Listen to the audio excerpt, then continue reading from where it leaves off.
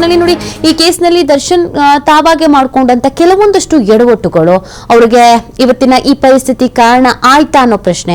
Photo viral ಆಗುತ್ತೆ, smoking ಮಾಡಿದ್ದಾಗಿರ್ಬೋದು, ಅದಾದ ನಂತರ ಊಟ ಸರಿ ಇಲ್ಲ, ತಿಂಡಿ ಸರಿ ಇಲ್ಲ, ಆಪರೇಷನ್ ಆಗ್ಲೇಬೇಕು ಅಂತ ಹೊರಗೆ ಬಂದು ಆಪರೇಷನ್ ಮಾಡಿಸ್ಕೊಳ್ದೆ ಇದ್ದಿದ್ದು, ಈ ತರದ ಆರೋಪಗಳು ಹೊರಗೆ ಬರೋದಕ್ಕೆ ಪಟ್ಟಂತ ಪ್ರಯತ್ನಗಳೇನಿತ್ತು ಆ ಪ್ರಯತ್ನಗಳಾಗಿರಲಿಲ್ಲ, ಆರೋಪಗಳಾಗಿದ್ವು.